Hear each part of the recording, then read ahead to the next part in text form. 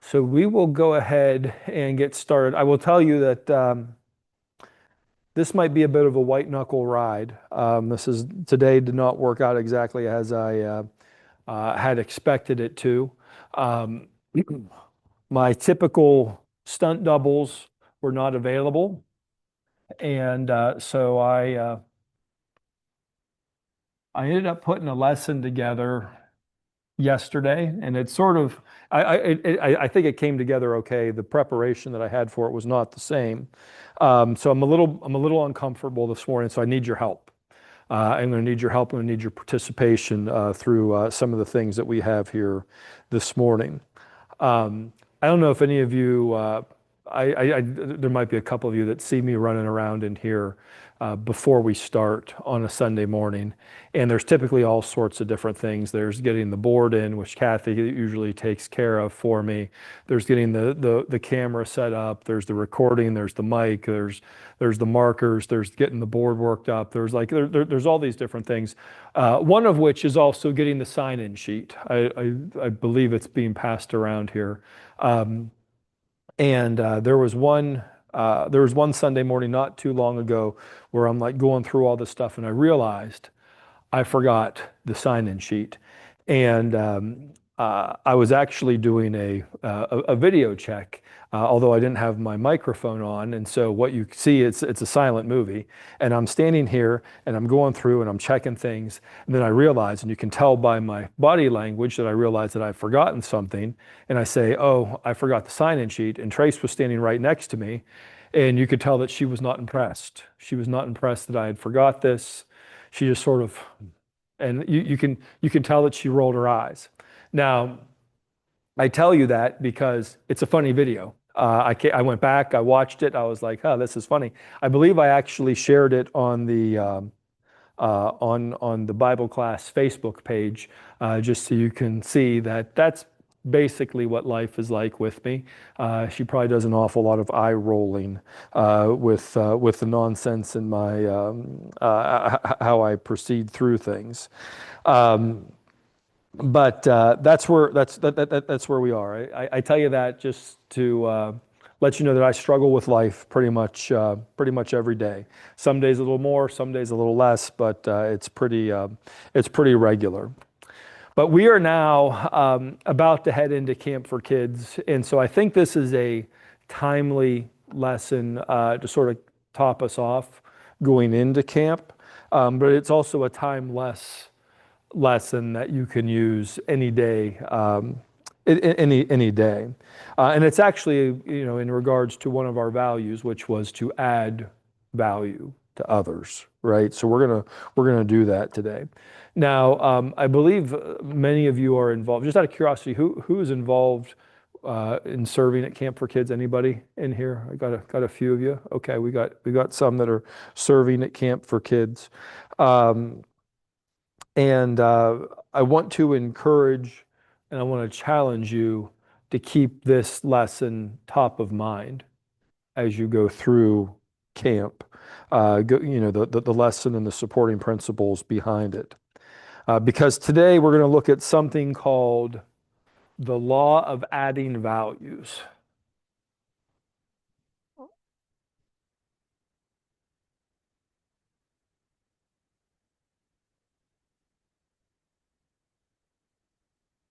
Now, you turn the page.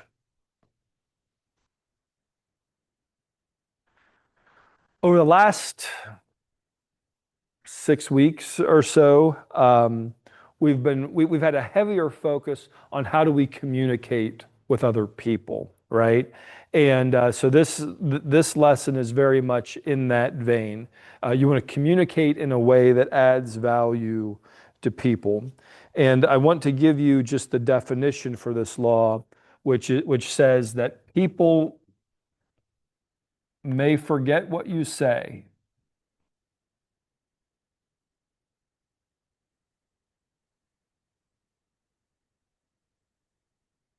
but they will never forget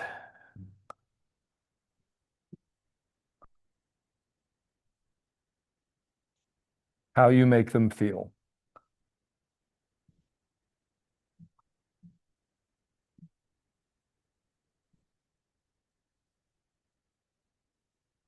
People may forget what you say, but they will never forget how you make them feel. Now, I want you to think about this for a moment. Have you ever had a disagree? Who here has ever had a disagreement with somebody else? Anybody that's avoided that? I need to take notes from you if you have. Okay. So we've all had a disagreement. Now, have you ever heard that disagreement be retold in a way that you said, wait a second, that's not what I said? Has the retelling of that story been presented in such a way that you were misquoted, right? And I would suggest to you that in situations like this, it's likely that you were being quoted based on how you made the other person feel. It may not necessarily have been the words that you said, but it may have been how did you make the other person feel? Proverbs 18:21 says, the tongue has the power of life and death, right? Our words can make people feel alive. Our words can make people feel dead, right? The words themselves matter, but often it's the spirit, it's the tone, it's the care behind them that people carry on with them afterwards.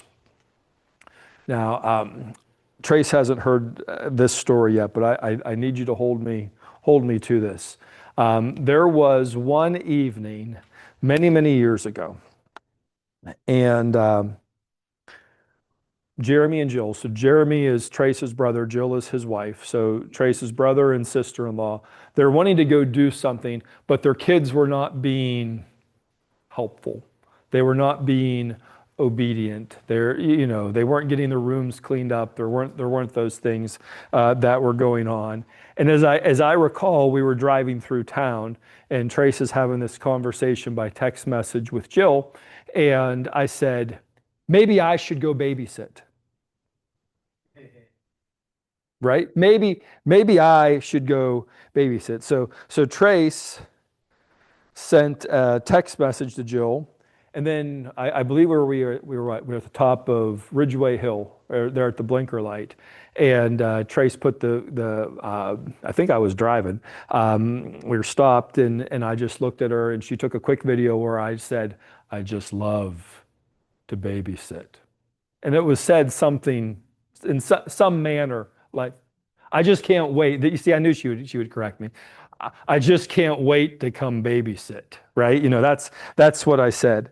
And we were sitting in the car, and she sends that off. Now, she was laughing. She thought this was hilarious.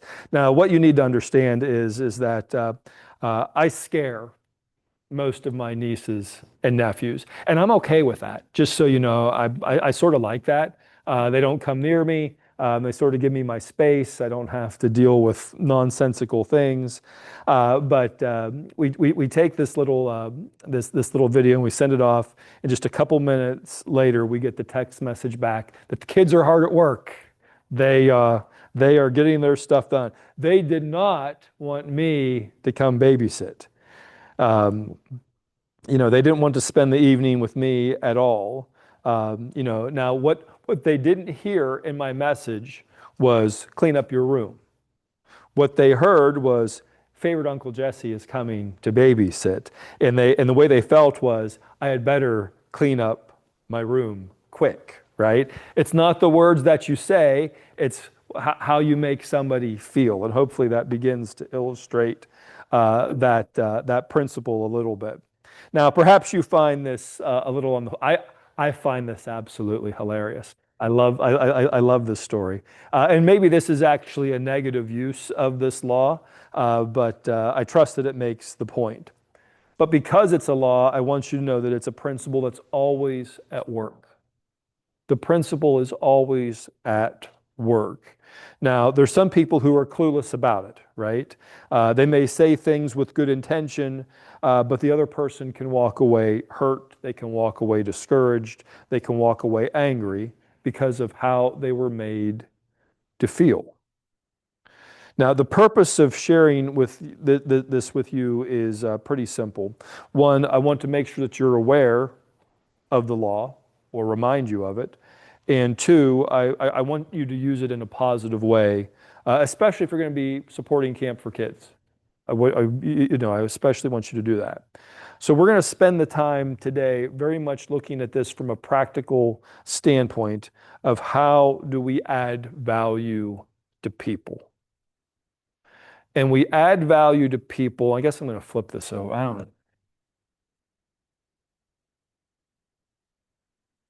The first step in adding value to people is valuing people.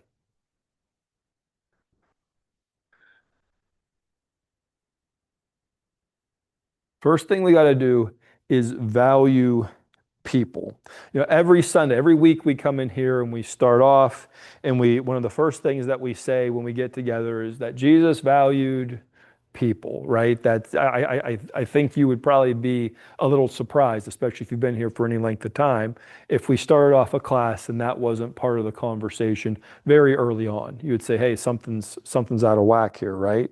And so I think there's something that we can consider about how did Jesus value people? I don't know that we have the time at our disposal this morning to go through and read all the stories, but I want to give you a couple of stories to consider. All right, and you're welcome to read these on your own, but I'll give you from John 4. This is the woman at the well, right? Um,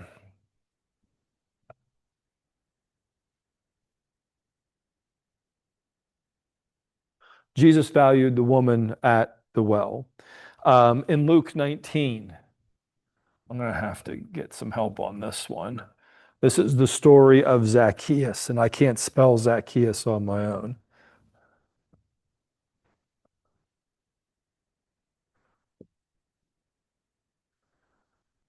I don't know, maybe I'll throw some extra maybe I might throw some extra letters in there. But this is the story of Zacchaeus, right? The wee little man who climbed up in the tree, right? Um, and in Mark 10,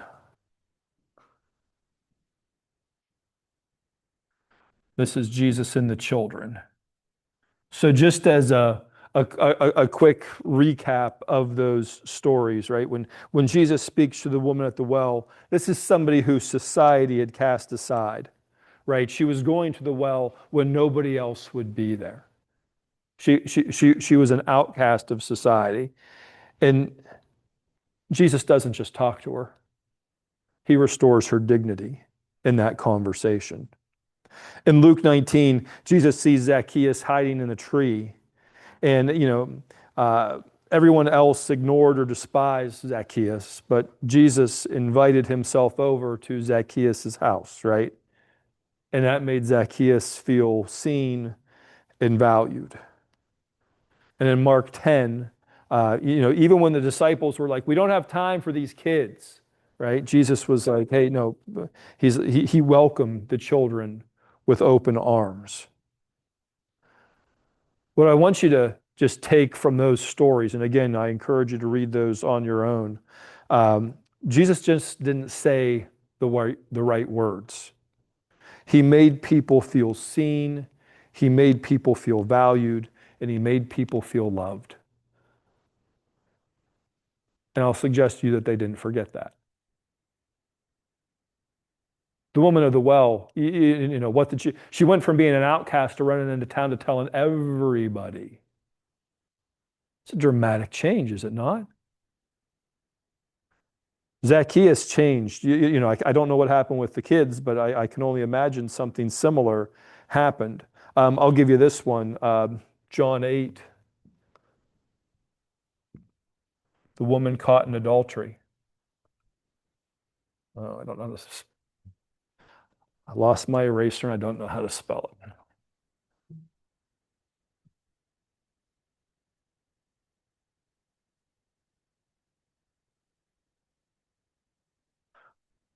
Right? Here's a woman who's caught in adultery, and Jesus shows her compassion. Now, we may not have to deal with those types of situations, but I think there's some things that we can take that become very, very practical for us to use in everyday life. And I want to call those out. And I don't think that any of these you're going to be like, oh, couldn't have thought of that one on my own. But I will say this, do you do them? I'm going to put some things on the board, and the question isn't do you know about them? Because I'm reasonably sure you know all about these.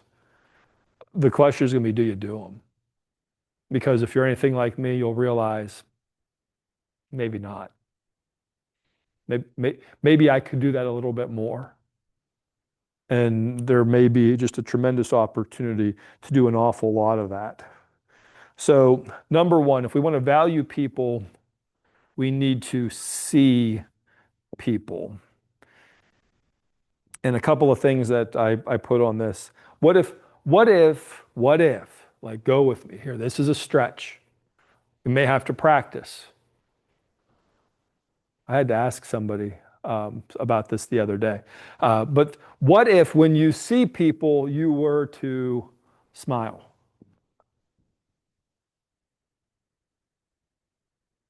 This is where you all smile at me. You're not doing it. You're not taking the, like, maybe we have to do some smile exercises or something.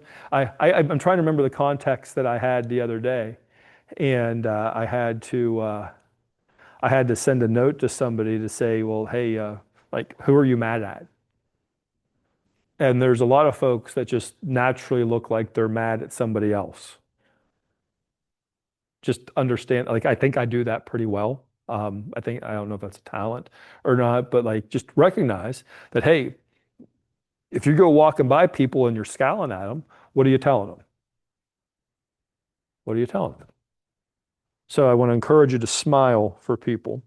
This is another simple one. Wave. How do you let somebody know that they've been seen? You wave at them, right? Hey, I like the point. I don't know where I picked this. I probably saw a politician do this at some point. Like, and like it probably is nowhere near as cool as I think. I probably don't look anywhere near as cool as I think I look whenever I do that. But I like to just say, hey, I see you. I see you. Right?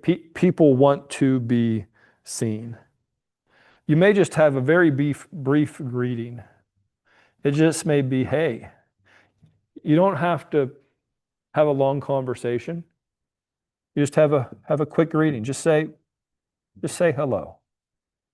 Just say hello. On the stage a few weeks ago was the end of year program for Sunlight. And what's interesting, if you've ever had the opportunity to come here for something like that, is you see these little kids parade out here and they get on stage, and what are they all looking for? They're looking for somebody to see them. They're looking for their parent to see them. And what do you have? You have all that stuff happening. And I want you to know it doesn't stop. The Sunlight thing happened, and a few days later it was high school graduation. And there comes Brendan. And she comes out, and I want to make sure that she knows that she is seen.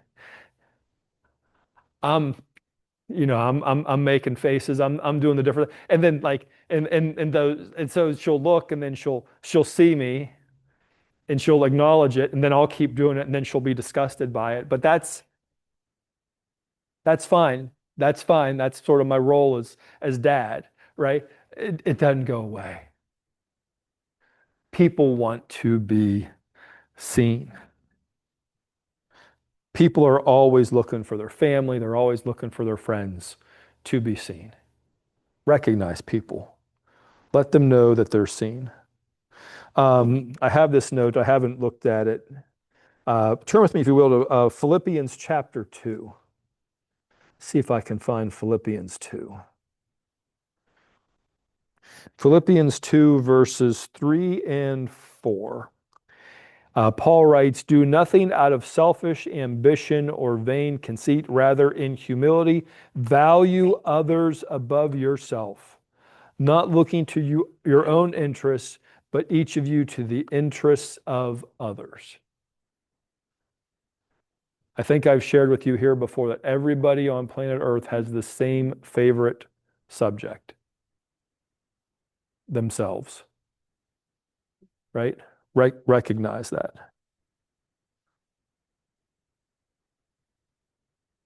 So even small gestures, be it a wave, be it a smile, those are things that tell people that they matter. See people. Another way that you can value people is to help them.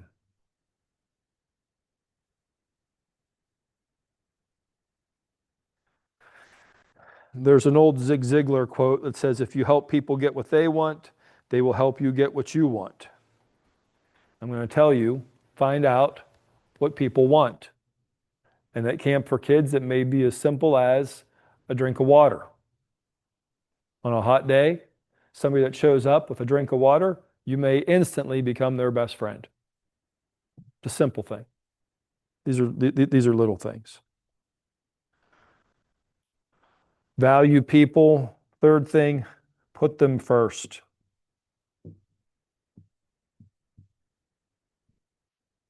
Put them first. Now, you see, the thing is that I would imagine there's times that we have put others first and it's turned into a bad experience for us. Maybe they took advantage, they weren't grateful, whatever. Can anybody think of a scenario like that? Like, there's some situation like that. And the thing is that I'll hit pause there. Has anybody ever eaten anything that after you ate it, you got sick? We all like what? Anybody want to share? Cody, what did you eat? Catfish. For me, I mean, I understand now. I mean, meatloaf. There you go. That man, I tell you what, they're ruthless here, Trace. For me, it was popcorn. I ate popcorn, got sick, and I didn't eat popcorn again for probably at least a decade. I mean, look at me, I'm a fat guy. I love popcorn. Anybody have any? You got sick from eating ice cream. What a horrible thing. Chocolate, but I used to eat it as a little kid, Okay. and I would get sick. There's different things that we eat. And we get sick, and then what happens? You don't go back to it. Oh, you're not willing to make that commitment? This is that, There you go. There you go. going back. There you go. There you go. But yeah, there's times where you eat something and you get sick and it's like, I ain't going back there.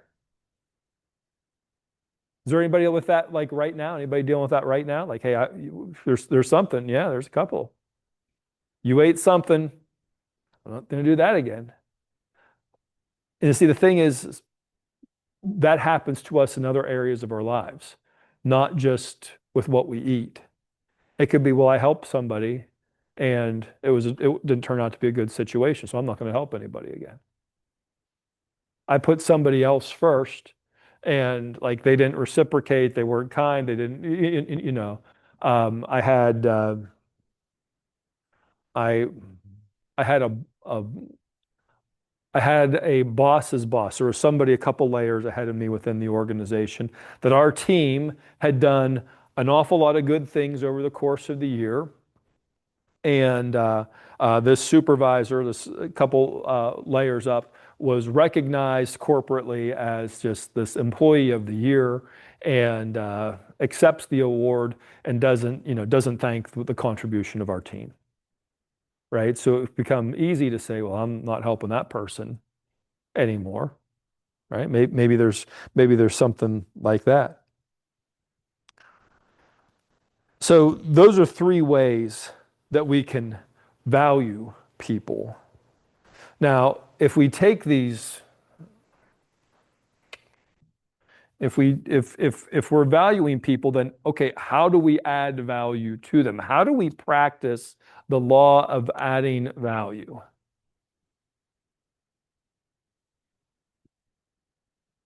how to. I got a couple of things here on this list. Ways that we can do this. Number one is to focus on sowing and not reaping.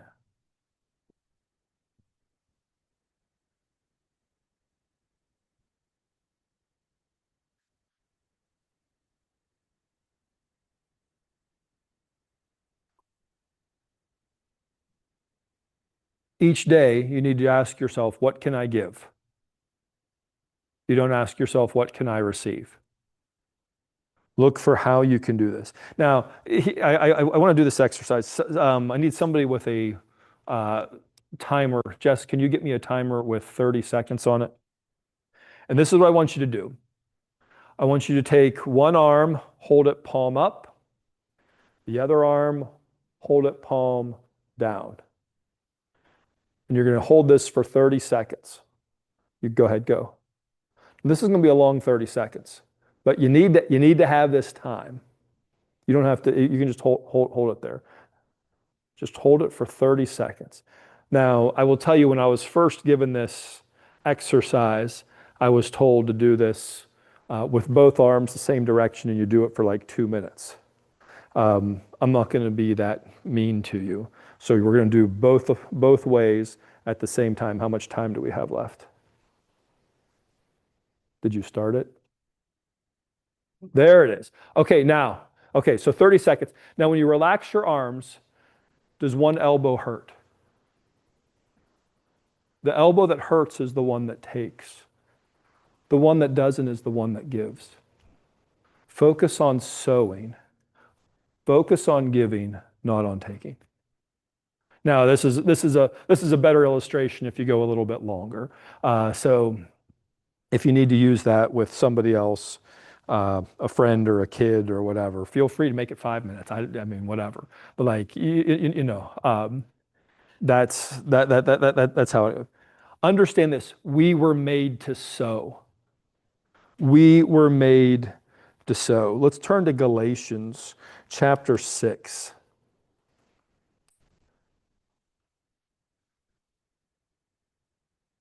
We're going to look at verse 7.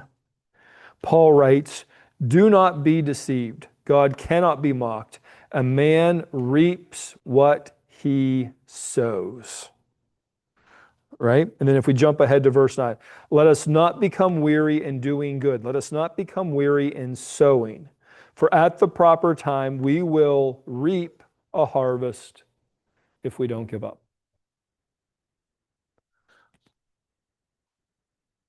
Adding value is sowing good seed. And if we sow good seed, recognize that God promises a harvest, even when you don't see the immediate results. So number one is focus on sowing. Number two is about perspective. Perspective.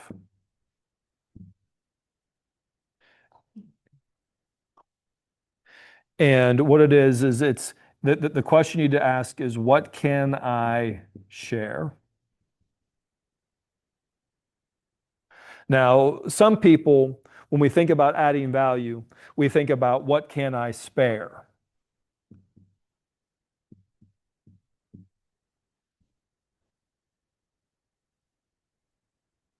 Some of you, when you say, hey, could you help out with something? You say, I don't have the time. Yeah. Right?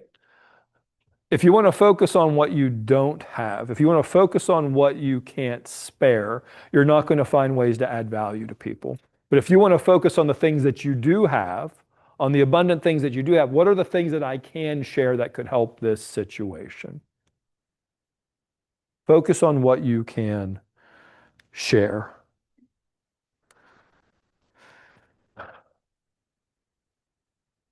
This maybe should go under the other list, but I'm just going to put this 10. If you want to add value to people, you have to see them as tens, right? And what I mean by that, and you've probably heard me give some story like this, is that one day God gets out of bed and he looks down on planet Earth and he says, you know what? The world needs you. And he set about and he crafted you and he made you exactly how he wanted you. Now you may not understand that, right? You may not understand, but I want you to know when God was done making you, he said exactly what I wanted. Perfect. 10. That's what he said. And so if we want to add value to people, we need to see people as God sees people. Now, on the other hand of that, we need to recognize that we're all works in progress, right? That there's things that we are working through. You will find people in circumstances that are not ideal, right? You may find somebody in poor circumstance, but I want you to recognize that they are still valuable, right? You have to see that. Romans 12:10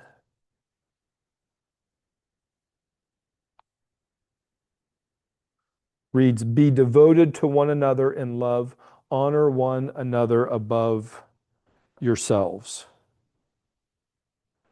If we want to see people as a 10, it means we're going to have to honor them. It means we're going to have to see them in the way that God sees them.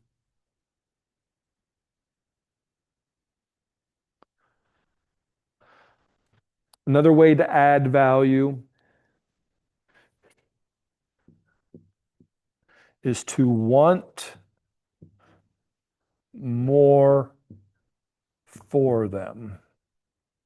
I'm going to circle the 4. I struggle with this immensely. Comes from whatever competitive background that I have. But I want to encourage you to adopt the perspective of wanting to see people do well. You got to want to see people do well. We live in a world of abundance, and somebody else's success does not necessarily prevent you from succeeding yourself. Now that was not the lesson that I learned on the basketball court. On the basketball court, the lesson that I learned is that other people often win, and it wasn't me. Right? That was the lesson that I got, and I developed a bit of a jealousy that I didn't want to see people do well. Like I selfishly wanted that for myself, but I've come to realize that what we need to do is we need to look for other people to do well. I mean, imagine what would happen. Imagine what would happen in this church if everyone was 10% more than what they were a year ago. Like just imagine like if everybody just started growing in that way, like what impact could we have? I tell you that you want more for people. And when you want more for people, they will tend to like you. When you're encouraging people and hey, you know what, go after that. Luke 6:38 reads, "Give and it will be given to you.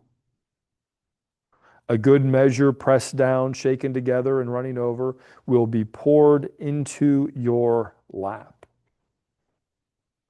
When you add value to others, it circles back to you, often in unexpected ways.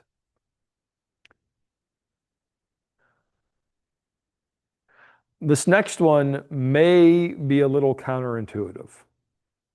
This one you may not necessarily get. But number 5 is, I'm going to put express disappointment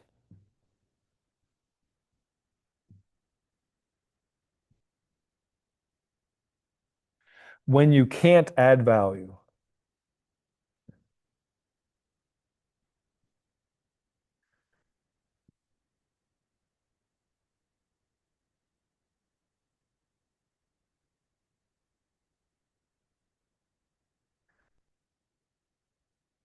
You've probably heard the expression, it's the thought that counts. And that is true. It doesn't apply to like horrible gifts that you give people, just as an aside. Like you don't open up and get like a terrible gift and say, oh, it was a thought that counts. But I want you to think about this. You demonstrate that you value someone when you share something that you intended to do, but it didn't work out. I was planning to surprise you for lunch today. Something came up. Wouldn't that mean something to you? Somebody was thinking about you. Maybe it depends on whether they bring in you a catfish sandwich, right, Cody? I mean, that may adjust the way you, but like let people know. Hey, I was thinking about it. I was planning to come over and do this. Didn't work out. That has an impact. The last thing I have, there's a quote that I picked up from Albert Einstein. He said, try not to become men of success, rather become men of value. And his point was is that if you chase success, you step on many people, but if you chase value, you'll lift up others along the way. That's part of why we look at values every week, right? Several weeks ago, we revisited the law of cause and effect, which was the law of all of God's laws. And there's a couple of secondary laws that operate under the law of cause and effect. The first is the law of sowing and reaping, right? We talked about that a little bit here this morning. If you sow, you will reap. If you grow, if you sow good things will grow. You don't go out and sow corn and have watermelons grow. That's not the way it works. If you think that's the way it works, I'm a pharmacist. They make medicine for people like you. We can get that checked out, right?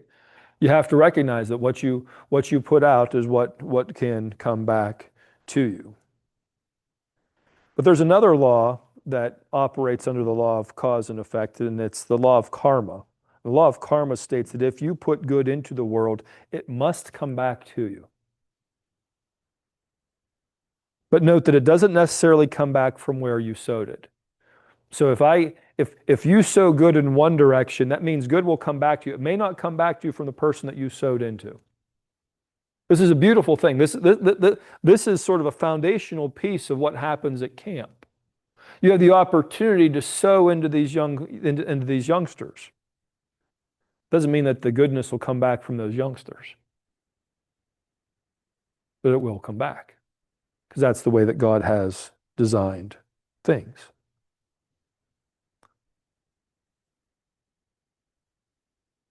Every cause produces an effect. 2 Corinthians 9:6. Whoever sows sparingly will also reap sparingly, and whoever sows generously will also reap generously. The law of adding value is part of God's design. And so what we sow in kindness and in encouragement and value, we will eventually reap in blessing. So as we move towards some rather intense days in the next couple of weeks for how this church serves the community, I want to encourage you to keep the law of adding value top of mind. I want you to look for ways to add value to as many people as you can. And I also just want to give you this as a perspective. Camp for Kids is not a finish line. It is a springboard. I get that for some of you, you'll drag through the end of the week and you'll be like, whew, I made it. I would encourage you to instead look at it as a springboard for what it can catapult this church and the impact this church has in the community moving forward. Because who knows what the next season looks like? Who knows what the next season looks like? So with that, I'm going to put the letters ACT on the board. ACT. What action will you take? What change will you make? And is there something that you learned here this morning that you can teach to somebody else for their benefit and for yours? I'm going to come stop this.